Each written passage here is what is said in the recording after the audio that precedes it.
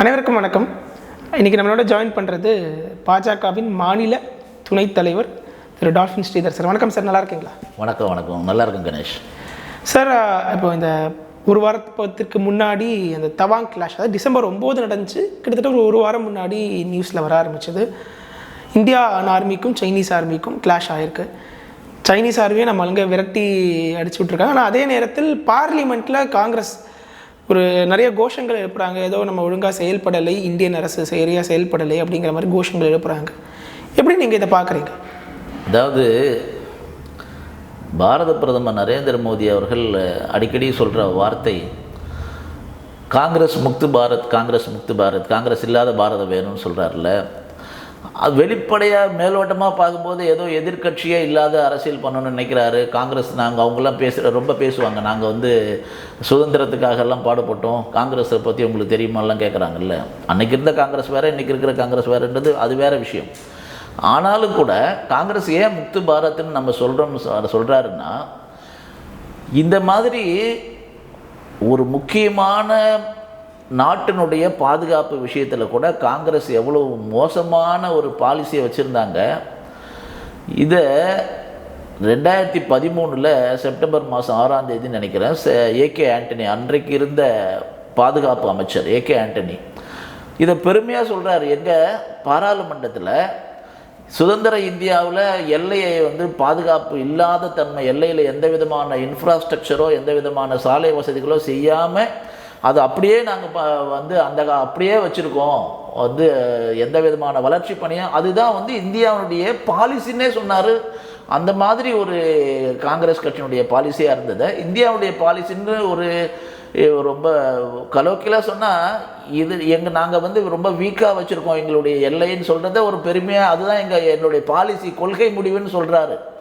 காரணம் அவருடைய தலைவர், இளம் தலைவர் ராகுல் காந்தி 2009 சீன கம்யூனிஸ்ட் கட்சியோடையும் காங்கிரஸ் கட்சியோடையும் அவங்க 2 கட்சியோட புரிந்துணர்வு ஒப்பந்தம் போட்டதெல்லாம் நமக்கு தெரியும். அதெல்லாம் பத்திரிகையில் வந்தது, நமக்கு தெரியும். அதனால் நாட்டுக்கு 2 நாட்டுக்குள்ளார ஒப்பந்தம் போடுறது வேறு விஷயம். ஆனால் இவர் 2 கட்சிக்குள்ளார ஒப்பந்தம் போட்டுக்கினாங்க. அந்த ஒப்பந்தத்தில் என்ன ஷரத்து இருக்குது, என்ன விஷயத்துக்காக அந்த ஒப்பந்தம் மேற்கொள்ளப்பட்டதுன்னு கூட அவங்க 2 பேரை தவிர வேறு யாருக்கும் தெரியவும் தெரியாது. ஒப்பந்தம் கையெழுத்து போட்டது மட்டும்தான் தெரியும். ஆனால் அந்த அளவுக்கு எல்லையை பற்றி முழுக்க கவலையே படாத ரொம்ப மோசமான ஒரு நிர்வாகத்தை அது எப்படின்னா, சைனா போன்ற நாடுகளுக்கு பயந்துக்கிட்டு ஏதோ ஒரு ரகசிய உடன்படிக்கை செஞ்சுட்டு நாட்டினுடைய பாதுகாப்பில் கூட அதுதான் எங்களுடைய கொள்கைன்னு சொல்கிற அளவுக்கு மோசமான காங்கிரஸ் கட்சியினுடைய. அதனால தான் காங்கிரஸ் இல்லாத நாடு வேணும்னு நம்ம சொல்கிறோம். இந்த கடந்த 5 ஆண்டுகளில் பாரத பிரதமராக பொறுப்பேற்ற பிறகு கடந்த 5 ஆண்டுகளில் மட்டுமே கிட்டத்தட்ட 2500 கிலோமீட்டருக்கு மேலே எல்லையோர சாலைகளை நம்ம போட்டிருக்கோம். அதே மாதிரி கிட்டத்தட்ட 18,000 கோடி ரூபாய்க்கு நம்ம முதலீடு செஞ்சுருக்கோம். எல்லை பாதுகாப்பை சாதாரணமாக நினச்சிக்கிறது இல்லை. ஏன்னா ஒரு நாட்டினுடைய எல்லை எவ்வளோ தூரம் முக்கியம் என்பதை உணர்ந்து இருக்கிறவர் நம்மளுடைய பாரத பிரதமர், நம்முடைய பாரதிய ஜனதா கட்சி. ஆகையினால தான் எல்லை பாதுகாப்புக்கு அவ்வளோ முக்கியத்துவம். பிரதமர் ஒவ்வொரு தீபாவளிக்கோ அல்லது இராணுவ வீரர்களோட எல்லையில் போய் தான் அவர் தீபாவளியை கொண்டாடுறாரு ஒவ்வொரு தடவையும். காரணம் என்னென்னா, அவர்கள் தான் எல்லையை காக்கின்ற சாமிகள்னு சொல்கிறாரு. சொல்கிறதோடு மட்டுமில்லை, இந்த நாட்டில் இருக்க மொத்த 130 கோடி மக்கள் நாங்கள் நிம்மதியாக வாழ்கிறோம் என்று சொன்னால் அதுக்கு நீங்கள் செய்கிற தியாகம், உங்களுடைய வாழ்க்கை தியாகம் தான் காரணம். ஆகையினால நீங்கள் தான் எல்லை சாமியாக இருந்து இந்த நாட்டை காப்பாற்றுறீங்க. அதனால் உங்களோட சேர்ந்து நீங்கள் தான் குடும்பம், 130 கோடி மக்களும் உங்களோட இணைந்து தீபாவளி கொண்டாடுறோம்ன்றது சிம்பாலிக்காக தான் ஒவ்வொரு வருஷமும் அவர் போய் எல்லை போகிறாரு. இதுக்கு முன்னாடி நடந்தது கூட தெரியும் உங்களுக்கெல்லாம். இதுக்கு முன்னாடி நடந்த பகுதியில் கூட இது வரலாறு காணாமல் நாம் இராணுவ வீரர்களை நேரடியாக நம்ம ஸ்டாண்ட் ஆஃப் பண்ணோம். ஒரே இடத்துல நின்றுட்டு இருந்து அவங்கள பின்னாடி போக வச்சோம். இப்போ நடந்தது கூட எந்த அளவுக்கு நம்மளுடைய சாலை வசதிகள் எல்லாம் அதிகமாக்குறதுனால நம்மளுடைய வீரர்களும் சரி அதிகாரிகளும் சரி அங்கே போய் உடனடியாக அங்கே போகிறதுக்கான ஏற்பாடு. வெறும் 50 பேர் முதல்ல இருந்திருக்காங்க, அவங்க 150 பேர் உள்ளே வந்திருக்காங்க. அதன் பிறகு நம்ம ஆளுங்க அங்கே வெறுமனே தடியை மட்டுக்கிட்டு தடியை மாதிரி கல் இது மாதிரி வச்சுட்டு கைகளால் அவங்கள திருப்பி 150 வீரர்களை துரத்தி அடிச்சிருக்காங்க. அவங்க 300 பேர் உள்ளே வந்தாங்க. அதன் பிறகு நம்ம உடனடியாக நம்மளுடைய படை வீரர்களை 300 பேர் அந்த இடத்துக்கு கொண்டு வர்றதுக்கு நம்ம ஏற்கனவே சாலை வசதிகள் எல்லாம் அதிகப்படுத்தி வச்சிருந்ததுனால தானே அது சாத்தியமாக இருந்தது. ஆகையினால இன்னைக்கு நம்ம சொல்கிற எல்லா விஷயமுமே கூட பாரத பிரதமர் நாட்டினுடைய எல்லை அது சைனாக்காரன் கோச்சிப்பான், அதனால் எங்களுக்கும் காங்கிரஸ் கட்சிக்கு மாதிரி எதுவும் சைனா கட்சிக்கும் எங்களுக்கும் எந்த ட்ரீட்டியும் இல்லாததுனால நாங்கள் சைனாவை எங்களுடைய எல்லையில் 1 இன்ச்சு கூட நான் வந்து எங்களுடைய பாதுகாப்பு அமைச்சராக இருந்தார் இல்லையா காலம் சென்ற மனோகர் பாரிக்கர் அவரோட ஒரு நாள் முழுக்க அவர் இராணுவ மந்திரியாக இருக்கும்பொழுது அவரோட இருக்கிறது எனக்கு வாய்ப்பு கிடச்சிருந்தது. அப்போல்லாம் அவர் பேசும்பொழுது சொன்னார், நாம் அந்த காலத்து மாதிரி உத்தரவு வரும், மேலேருந்து உத்தரவு வரும், நீங்கள் வந்து அவங்களோட ரொம்ப மென்மையாக நடந்துக்கோங்க, அப்படியெல்லாம் இல்லை. தலையை எடுத்துகிட்டு போனால் கூட ஒன்றும் கண்டுக்காமல் கொஞ்சம் உத்தரவு வர வரைக்கும் காத்துக்கிறதெல்லாம் இல்லை. இப்போ நாம் கொடுத்துருக்கிறது நம்மளுடைய பாரத பிரதமர் மோடிஜி வந்த பிறகு புதிய இந்தியாவில் நமக்கு இராணுவ வீரர்களுக்கு முழு உரிமை உத்தரவாதம் கொடுத்துருக்கோம், முழு பாதுகாப்பு கொடுத்துருக்கோம், அதிகாரிகளுக்கு பாதுகாப்பு கொடுத்துருக்கோம். அவங்க 1 இன்ச்சு நம்ம நாட்டுக்குள்ளார அவங்க வந்தாங்கன்னா நாம் 1 கிலோமீட்டர் கூட அவங்கள விரட்டி அடிக்கிறதுக்கு அங்கேயே உரிமை அவங்களுக்கு நேரடியாக அவங்களே முடிவு செஞ்சு எடுக்கலாம். அதே மாதிரி நம்ம இராணுவ வீரர்களுக்கு 1 உயிர் போச்சுன்னு சொன்னால் குறைஞ்சது 10 உயிராவது அவன் எதிரி என்னோட இராணுவத்திலேருந்து போகணுன்றது தான் நமக்கு கொடுத்துருக்கிற உத்தரவு. அதனால தான் இன்றைக்கி இராணுவ வீரர்கள் முழு பலமும் உற்சாகமும் பெற்றிருக்காங்க. நாம் வந்து அந்த ஸ்டாண்ட் ஆஃபில் நடந்த டோக்லாம் விஷயமாக இருக்கட்டும், ஏன்னா பாரத பிரதமர் ஏதோ டெல்லியில் உட்காந்துட்டு உத்தரவு போகிறதெல்லாம் இல்லை. இதுக்கு முன்னாடி நடந்ததெல்லாம் தெரியும் உங்களுக்கு. ஒரு பகுதியில் நேரடியாக நம்ம இராணுவ தளவாடங்கள் இராணுவ பீரங்கி உற்பத்தி பண்ணுற மேலே கொண்டு போயிட்டு அதை அங்கே சேர்த்து அங்கே தயாரிக்கிற ஒரு நிறுவனம், அங்கே நம்மளுடைய ஒரு ஃபேக்ட்ரியே வச்சுருக்கோம் அசம்பிளி பண்ணுறதுக்கு. அங்கே இராணுவ வீரர்கள் மத்தியில் போய் ஒரு தடவை பேசினார். அந்த பனிச்சரிவில் நம்ம இராணுவ வீரர்கள்லாம் கொஞ்சம் பேர் இறந்து போனப்போ அதன் பிறகு பேசும்பொழுது அவங்க மத்தியில் போய் அவர்களுக்கு உற்சாகம் ஊட்டுற மாதிரி பேசி நாங்கள் கூட இருக்கிறோம், நாங்கள் 130 கோடி மக்கள் உங்களோட இருக்கிறோம்னு சொல்லி அவர்களோட பேசும்பொழுது கூட திருக்குறள் பற்றி அவர் சொன்னார். உங்களுக்கெல்லாம் தெரியும்னு நினைக்கிறேன், அந்த மரமானம் மாண்ட வழிச்செலவு தேற்றம் இவை 4ம் ஏமம் படைக்குன்னு அப்போ கூட சொல்கிறார். 5000 வருஷத்துக்கு முன்னாடி உலகத்திலே தொன்மையான மொழியான துனியாக்கே பிராச்சிந்தம் பாஷா அப்படின்னு சொல்லுவார். தொன்மையான மொழியான தமிழ் மொழியில் திருவள்ளுவர் சொல்லியிருக்காரு, ஒரு படை வீரருக்கு என்னென்ன லட்சணம் இருக்கணும். இதெல்லாம் பேசக்கூடிய தலைவர் இன்றைக்கி பாரத பிரதமர் இருக்கிறதுனால தான் இன்றைக்கி சைனாவாக இருந்தாலும் சரி, பாகிஸ்தானாக இருந்தாலும் சரி, யாராக இருந்தாலும் அவர்களுடைய தெம்பு என்ன, அவருடைய திராணி என்ன இதை புரிந்து வைத்திருக்கிறதுனால பாரதத்துக்கிட்ட இனிமேல் அவரால் வாலாட்ட முடியாது என்று தெரிஞ்சிருக்கிறாங்க. இது ஒரு இடம் மட்டுமில்லை, எல்லைப்புற பகுதி முழுக்க வளர்ச்சி பெற்று இன்ஃப்ராஸ்ட்ரக்சரோட நம்மளுக்கு அதுக்கான ஆயுதங்களோட லேட்டஸ்ட் ஆயுதங்களோட எல்லாமே தயாராக இருக்கிறதுனால இனிமேல் எந்த எல்லைப்புறத்திலையும் இது மாதிரியான வாலாட்டுவதற்காக சைனா உட்பட எந்த எதிரி நாடுகளும் எந்த அண்டை நாடுகளும் முயற்சிக்காது என்பது தான் உண்மை. ஸோ இதுக்கு அடுத்தது பார்க்கும்போது நரிக்குறவர் அந்த கம்யூனிட்டிக்கு வந்து எஸ்டி பட்டியலில் வந்துட்டு போகிறதுக்கு மாநிலங்களவையில் வந்துட்டு பில் பாஸ் பண்ணியிருக்காங்க. எப்படி நீங்கள் பார்க்குறீங்க இந்த கம்யூனிட்டியை பற்றி? உங்களோட அந்த எஸ்டி போகிறது ஏன் அது அவசியமாக இருக்குது சார்? இந்த நரிக்குறவர்கள் குருவிக்காரர்கள் எஸ்டி பட்டியலில் பழங்குடியின மக்கள் மத்தியில் சேர்க்கறதுக்கான ஒரு தீர்மானம் பாராளுமன்றத்தில் நிறைவேற்றினது உண்மையிலே ஒரு வரலாற்று சிறப்புமிக்க ஒரு தீர்மானம். ஏன்னா சட்டம் அவர்களுடைய நீண்ட நாள் கோரிக்கை. இதில் ஏன் வாக்கு அரசியலில் காங்கிரஸ் செய்த மாதிரி பிஜேபி எப்பயுமே வாக்கு அரசியலில் ஈடுபடாது. ஆனால் உண்மையான சமூக நீதி அவர்களுக்கு மறுக்கப்பட்டு வந்த சமூக நீதிக்கு இன்றைக்கி நம்ம அவர்களுக்கு ஒரு வாய்ப்பை, ஒரு மிகப்பெரிய ஒரு கதவை, ஆப்பர்ச்சுனிட்டியை நம்ம திறந்து விட்டுருக்காரு பாரத பிரதமர் நரேந்திர மோடி.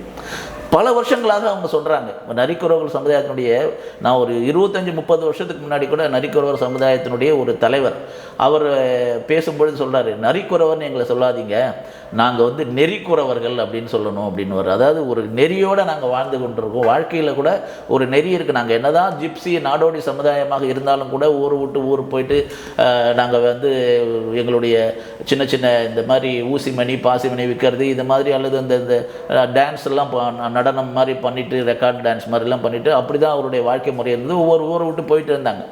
ஆனால் அவர்கள் நீங்கள் பார்த்தீங்கன்னா கல்வியிலையோ வேலை வாய்ப்புலையோ அவங்களுடைய சமுதாயம் இந்தியா முழுக்க 2 லட்சமோ 3 லட்சமோ ரொம்ப குறைச்சலான சமுதாயம் தான் இருக்குதுன்னு சொல்கிறாங்க. எண்ணிக்கையில் அவ்வளோதான் இருக்காங்க.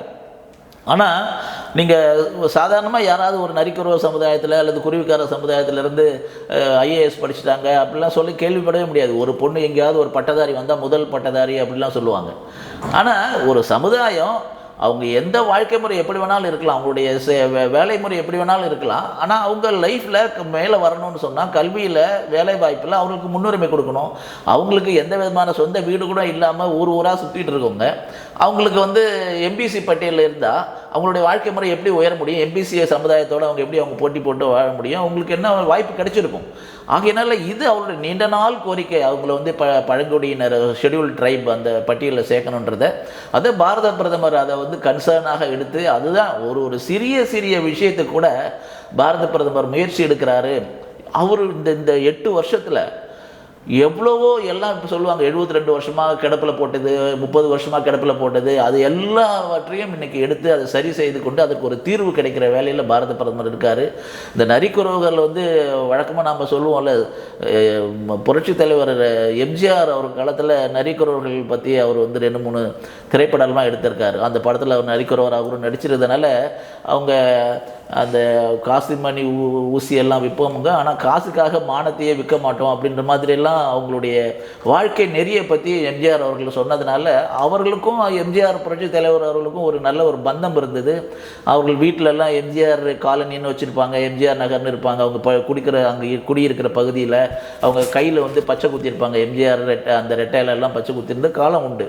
ஆனால் இன்றைக்கி இருக்கிற அது கூட வந்து அவளுடைய வாழ்க்கை நெறி, வாழ்க்கை முறை, அவர்கள் நெறி தவற மாட்டாங்க. அவங்களுடைய வாழ்க்கையில் வந்து கிட்டத்தட்ட அவங்க ஒரு ஹிந்து மதத்தினுடைய சாரத்தை மூலத்தை விட்டு கொடுக்காம இன்றைக்கி கூட இருக்கிறவங்க யாரும் மதம் மாற்ற மாதிரி எளிய விஷயத்துக்கெல்லாம் மதம் மாறுற மாதிரி எல்லாம் கூட இல்லாமல் இன்றைக்கி கூட அவங்களுடைய வாழ்க்கை முறையை அவங்களுடைய மூதாதையர் கும்பிட்ட தெய்வத்தை கும்பிட்றவங்க அது மாதிரி ஒரு நெறியோடு இருக்கிறவங்க.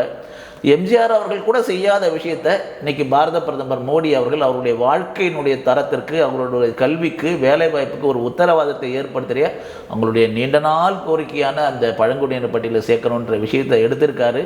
உண்மையிலே இனிமேல் நரிக்குறவர்கள் குருவிக்காரர்களுடைய குலதெய்வத்துக்கு அடுத்தது அவர்கள் வணங்கக்கூடிய தெய்வமாக நிச்சயமாக நரேந்திர மோடி அவர்கள் இருப்பார். இனிமேல் அவர்கள் கொடுக்க பச்சை குத்துறதெல்லாம் டாட்டு போகிறதெல்லாம் நரேந்திர மோடி அவர்கள் பெயரை கூட அவர்கள் பச்சை குத்துவதற்கு அவங்க தயாராக இருப்பாங்க. அதுதான் வந்து அவங்க அந்த நரிக்குறவர்கள் பிரதமருக்கு செய்கிற நன்றியாக இருக்கும் நான் நினைக்கிறேன். பாரத பிரதமருடைய இந்த முயற்சிக்கு தமிழ்நாடு பாஜகவுடைய தலைவர், எங்களுடைய மாநில தலைவர் திரு அண்ணாமலை அவர்கள் மிகப்பெரிய அளவில் முயற்சி எடுத்தார். அதுக்காக வந்து பல வகையில் உதவி செஞ்சார். இன்றைக்கி அது சட்டமாக்கப்பட்டு அவர்களுக்கு ஒரு அங்கீகாரம் கிடைச்சிருக்குது.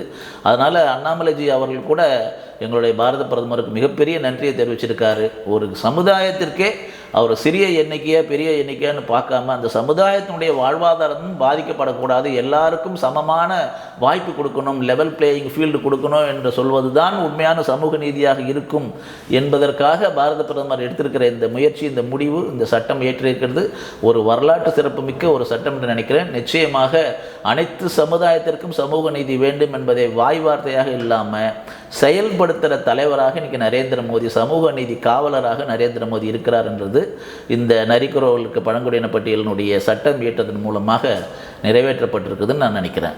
சார், அடுத்தது உதயநிதி ஸ்டாலின் அவர்கள் அமைச்சராக இருக்கார். வாரிசு அரசியல் என்று எப்பவும் வரக்கூடிய குற்றச்சாட்டு மீண்டும் வலுவாகவே வந்திருக்குன்னு பார்க்க முடியுது. நீங்கள் எப்படி இதை பார்க்குறீங்க?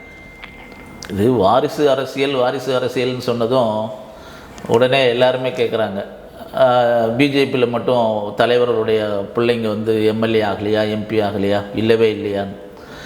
இது ஏதோ மொட்டை தலைக்கும் முழங்காலுக்கும் முடிச்சு போடுற மாதிரி தான் இது இருக்கும். ஏன்னா வாரிசு அரசியலினுடைய அர்த்தம் வந்து ஆங்கிலத்தில் டைனாஸ்டி பாலிடிக்ஸ்னு சொல்கிறாங்க. இன்னொரு வார்த்தை நெப்போட்டிசம்னு சொல்கிறாங்க. அதாவது உறவுக்காரங்களுக்கு அதிக முன்னுரிமை கொடுக்கறது, அவங்களுக்கு தகுதி இருக்குதோ இல்லையோ அவருடைய பிள்ளைன்றதுக்காக அவங்களுக்கு கட்சியிலையும் சரி ஆட்சியிலையும் சரி முடிவு பண்ணுற இடத்துல. இதாவது ஒரு காலத்தில் ஸ்டாலின் அவர்களை கூட நம்ம வாரிசு அரசியல்னு தான் ஒரு சிலர் சொல்லி விமர்சனம் பண்ணியிருந்தாங்க. ஆனால் ஒரு வகையில் பார்த்திங்கன்னா அது நேரடியாக பார்த்திங்கன்னா வாரிசு அரசியல் நம்ம சொல்ல முடியாது ஸ்டாலின் அவர்களுடைய விஷயத்தில். ஏன்னா ஸ்டாலின் அவர்கள் கிட்டத்தட்ட 83லேருந்து தொடங்கி இளைஞரணி செயலாளராகி அதன் பிறகு அவர் வந்து எம்எல்ஏவாக அவர் வராரு. 96 மறுபடியும் மேயர் ஆகிறார், 89 எம்எல்ஏ ஆகிறாரு, 96 மேயர் ஆகிறாரு, அப்புறம் 2006 முதல் முறையாக அமைச்சர் ஆகிறாரு. அப்புறம் ஒரு 3 வருஷம் கழித்து 2009 துணை முதலமைச்சர் ஆகிறாருன்னு நினைக்கிறோம். ஸோ அவர் படிப்படியாக ரொம்ப வருஷமாக வந்திருக்கார். 75லேருந்து அவர் அதுக்கு முன்னாடியே கல்லூரி படிக்கிற காலத்துலேருந்து நான் வந்து இளைஞரணியினுடைய இது ஆரம்பித்தோம் கோபாலபுரத்துலலாம் சொல்கிறாரு. ஆனால் அவர் கீழந்து வந்தார், அதில் வந்து மாற்று கருத்தே இல்லை. அவர் படிப்படியாக வந்தார். மற்ற தொண்டனுக்கு இருந்த உரிமை அவருக்கும் கிடைச்சதுன்றது வேணால் உண்மை. கீழேந்து வந்தாலும் அப்பாவுடைய ஃபேவருங்கிறது இருந்தது இல்லை, இருந்தது. அதுதான் கலைஞர் அவர்களை பொறுத்த வரையில் மறைந்த தலைவராக இருந்தாலும் அவர் விஞ்ஞானபூர்வமாக அவர் எதுவுமே நிறைய விமர்சனம் இருக்குது அவர்கிட்ட. கூவத்தில் சுத்தம் பண்ணுறதுக்கு என்ன ஆச்சு, சர்க்கரை ஊழல் இதெல்லாம் தெரியும். சாக்கு கரையான் வந்து அரிச்சிடுச்சு, அப்புறம் சாக்கு வந்து இது சாப்பிட்டுடுச்சு, இப்படிலாம் சொன்னதெல்லாம் நம்ம தெரிஞ்ச விஷயந்தான். அதனால் அவர் விஞ்ஞானபூர்வமான ஊழல் செய்தாருன்னு சர்க்காரியாக சொன்னதாக சொல்கிறாங்க இல்லையா, குற்றம் சாட்டப்பட்டதாக. அவர் அப்படி வந்து வெளிப்படையாக அந்த நெப்போட்டிசமோ அல்லது டைனாஸ்டி பாலிடிக்ஸோ வரக்கூடாது என்பதற்காக ஒரு கட்டத்தில் ஒரு இப்படி பார்த்தா அவர் நம்பாமல் கடைசி வரைக்கும் அவருடைய சக்கர நாற்காலியில் அமர்ந்து கூட அவர் முதலமைச்சராக இருக்கும்பொழுது கூட கடைசி வரைக்கும் தலைவராக இருந்தாலும் இவரை வந்து தலைவராக கொண்டு வரல. செயல் தலைவர் மாதிரி ஒரு வாய்ப்பு கொடுத்து பயிற்சி கொடுத்து அவருடைய மறைவுக்கு பிறகு தான் இவர் வந்து தலைவராகவும் முதலமைச்சராகவும் வர முடிஞ்சுது.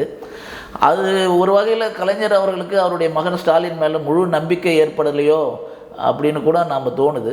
ஆனால் இன்றைக்கி இவ்வளோ அவசரப்பட்டு உதயநிதி அவர்களை கொண்டு வந்தது வந்து உண்மையிலே இதுதான் வந்து உண்மையான நெப்போட்டிசம், உண்மையான டைனாஸ்டி பாலிடிக்ஸு. இது வாரிசு அரசியல், குடும்ப அரசியலுக்கு ஒரு இலக்கணம்னு சொன்னால் நிச்சயமாக இதுதான். ஏன்னா ஒரு 3 வருஷம் கூட அவளை ஒரு அரசியலுக்கு வந்தேன். இவர் என்ன இவரோட கடந்து வந்த பாதையினெல்லாம் வந்து அவங்களே விளம்பரம் பண்ணுறாங்க. என்ன கடந்து வந்த பாதை, ஒரு 4-5 சினிமாவில் நடிகராக துணை நடிகராகவோ அல்லது அவருடைய பணபலத்தை வச்சு பிரபலமான நடிகரோடு நடித்ததுனால அவர் செஞ்ச சாதனை அதுதான். எனக்கு தெரிஞ்சு ஒரு 4-5 படம் நடிச்சிருக்காரு, ஒரு 4-5 படம் தயாரிச்சிருக்கிறாரு. ஆனால் இனிமேல் படத்தில் நடிக்க மாட்டேன்னு சொல்லியிருக்காரு. நடிக்க மாட்டேன்னு சொல்கிறது ஒரு பெரிய தியாகம்லாம் கிடையாது. அவருக்கு வந்து சீனியர் மினிஸ்டர்ஸ்லேருந்து இன்றைக்கி எல்லா மந்திரிகளும் அவரை பற்றி பாராட்டி புகழ்ந்து அவர் என்றைக்கோ துணை முதலமைச்சராகவே ஆகியிருக்கணும், ரொம்ப தகுதி ரொம்ப இல்லை, தாமதமாக கொடுக்குறாங்க, இவர் அதுக்கு தகுதி அப்படின்னு சொல்லி அவங்க சொல்கிறது அந்த ஜால்ராவுடைய சத்தம் இதெல்லாம் வந்து ஒரு மக்கள் ரசிக்க மாட்டாங்க.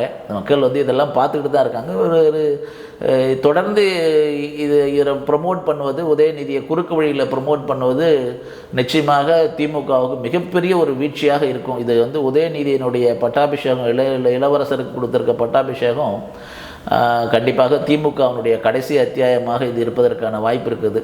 என்று சொன்னால் இந்தியாவில் பல இடங்களில் இந்த குடும்ப அரசியலில் நாங்கள் பக்கத்தில் இருக்க தெலுங்கானா மாநிலத்தில் சந்திரசேகர ராவ் முதலமைச்சராக இருக்கார்ல, அவருடைய மகள் கவிதாவை பிஜேபி தான் தோக்கடிச்சுது.